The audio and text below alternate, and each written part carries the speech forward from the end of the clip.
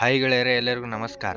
ಗಿಲ್ ಅಕ್ಷರ್ ಅಯ್ಯರ್ ಆರ್ಭಟಕ್ಕೆ ಆಂಗ್ಲ ಪಡೆ ಧ್ವಂಸ ಮತ್ತು ಯಾರಿಂದ ಸಾಧ್ಯವಾಗದ ದಾಖಲೆ ಮಾಡಿದ್ದಾರೆ ಮತ್ತು ಮೊದಲು ಒಡಿಯಾ ಗೆದ್ದು ಇತಿಹಾಸ ನಿರ್ಮಿಸಿದ ಭಾರತ. ಹಾಗಾದರೆ ಸುದ್ದಿಯ ಸಂಪೂರ್ಣ ಮಾಹಿತಿ ಏನು? ಹೀಗೆ ಇದರೆಲ್ಲದರ ಬಗ್ಗೆ ಹೇಳುತ್ತೇನೆ. ವಿಡಿಯೋ ಸಂಪೂರ್ಣವಾಗಿ ನೋಡಿ. ಅದಕ್ಕೂ ಮುನ್ನ ನೀವು ಟೀಮ್ ಇಂಡಿಯಾ ಅಭಿಮಾನಿಗಳಾಗಿದ್ದರೆ ಈ ವಿಡಿಯೋಕ್ಕೊಂದು ಲೈಕ್ ಮಾಡಿ ಮತ್ತು ಇಂಥ ಹೊಸ ಅಪ್ಡೇಟ್ಗಳಿಗಾಗಿ ನಮ್ಮ ಚಾನಲನ್ನು ಸಬ್ಸ್ಕ್ರೈಬ್ ಮಾಡಿ. ಬರ್ರಿ ಮತ್ತು ವಿಡಿಯೋ ಸ್ಟಾರ್ಟ್ ಮಾಡಿ. ಟೀಮ್ ಇಂಡಿಯಾ ಇಂಗ್ಲೆಂಡ್ ವಿರುದ್ಧದ T20 ಸರಣಿಯನ್ನು ಯಾವ ರೀತಿಯಲ್ಲಿ ಆರಂಭಿಸಿತೋ ಇದೀಗ ಇಂದಿನಿಂದ ಆರಂಭವಾಗಿರುವ ಏಕದಿನ ಸರಣಿಯನ್ನು ಅದೇ ರೀತಿ ಆರಂಭಿಸಿದೆ. ಚಾಂಪಿಯನ್ಸ್ ಟ್ರೋಫಿಗೂ ಮುನ್ನವೇ ನಡೆಯುತ್ತಿರುವ ಇಂಗ್ಲೆಂಡ್ ವಿರುದ್ಧದ ಏಕದಿನ ಸರಣಿ ಮೊದಲ ಪಂದ್ಯವನ್ನು ಟೀಮ್ ಇಂಡಿಯಾ 4 ವಿಕೆಟ್ಗಳಿಂದ ಸುಲಭವಾಗಿ ಗೆದ್ದುಕೊಂಡಿದೆ. ನಾಗ್ಪುರದಲ್ಲಿ ನಡೆದ ಈ ಪಂದ್ಯದಲ್ಲಿ ಟಾಸ್ ಗೆದ್ದ ಇಂಗ್ಲೆಂಡ್ ಮೊದಲು ಬ್ಯಾಟಿಂಗ್ ಮಾಡಲು ನಿರ್ಧರಿಸಿ 47.4 ಓವರ್ಗಳಲ್ಲಿ 248 ರನ್ಗೆ ಆಲೌಟ್ ಆಯಿತು. ಇದಕ್ಕೆ ಉತ್ತರವಾಗಿ ಭಾರತ 38.4 ಓವರ್ಗಳಲ್ಲಿ 6 ವಿಕೆಟ್ಗಳಿಗೆ 251 ರನ್ ಗಳಿಸಿ ಪಂದ್ಯವನ್ನು ಗೆದ್ದುಕೊಂಡಿತು. ಈಗ ಟೀಮ್ ಇಂಡಿಯಾ ಎರಡನೇ ಏಕದಿನ ಪಂದ್ಯದಲ್ಲಿ ಗೆಲುವಿನೊಂದಿಗೆ ಅಜೇಯ ಮುನ್ನಡೆ ಸಾಧಿಸುವ ಗುರಿ ಹೊಂದಿದ್ದು, ಈ ಪಂದ್ಯ ಫೆಬ್ರವರಿ 9ರಂದು ಕಟಕ್ನಲ್ಲಿ ನಡೆಯಲಿದೆ. ಈ ಪಂದ್ಯದಲ್ಲಿ ಮೊದಲು ಬೌಲಿಂಗ್ ಮಾಡಿದ ಭಾರತ ತಂಡಕ್ಕೆ ಮೊಹಮ್ಮದ್ ಶಮಿ ಉತ್ತಮ ಆರಂಭ ನೀಡಿದರು.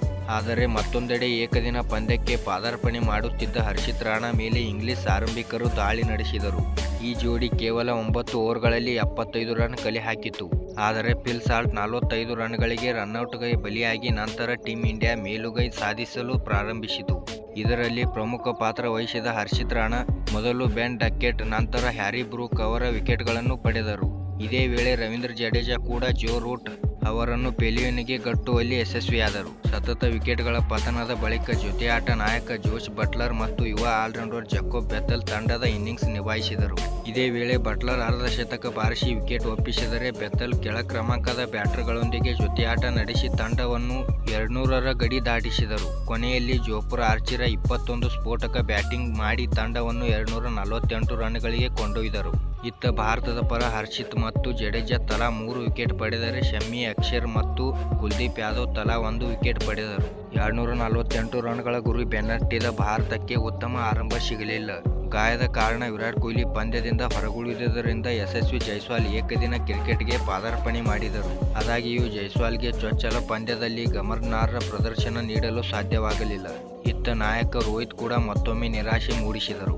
ಆದರೆ ಇಲ್ಲಿಂದ ಜೊತೆಯಾದ ಶ್ರೇಯಸ್ ಅಯ್ಯರ್ ಮತ್ತು ಶುಭ್ಮನ್ ಗಿಲ್ 87 ಬರವಾದ ಬ್ಯಾಟಿಂಗ್ ಪ್ರದರ್ಶಿಸಿ ಗೆಲುವಿಗೆ ಅಡಿಪಾಯ ಹಾಕಿದರು.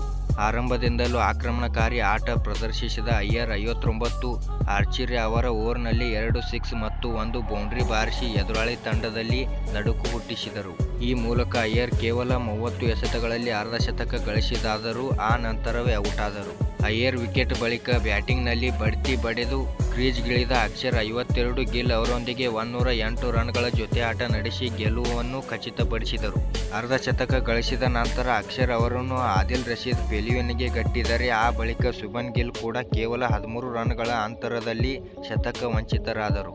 ಅಂತಿಮವಾಗಿ ಹಾರ್ದಿಕ್ ಪಾಂಡ್ಯ ಮತ್ತು ರವೀಂದ್ರ ಜಡೇಜಾ ತಂಡವನ್ನು ಗೆಲುವಿನಂತ ಕೊಂಡೊಯ್ದರು. ಧನ್ಯವಾದಗಳು. ಇಲ್ಲಿವರೆಗೆ ವಿಡಿಯೋ ನೋಡಿದ್ದಕ್ಕೆ. ವಿಡಿಯೋ ಹೇಗೆ ಆಗಿದೆ ಎಂದು ಕಮೆಂಟ್ ಮಾಡಿ ಮತ್ತು ಇಂಥ ಹೊಸ ಅಪ್ಡೇಟ್ಗಳಿಗಾಗಿ ನಮ್ಮ ಚಾನಲನ್ನು ಸಬ್ಸ್ಕ್ರೈಬ್ ಮಾಡಿ ಮತ್ತು ಹಂಗೆ ನಿಮ್ಮ ದೋಸ್ತರಿಗೆ ವಿಡಿಯೋ ಶೇರ್ ಮಾಡಿರಿ. ನಮಸ್ಕಾರ.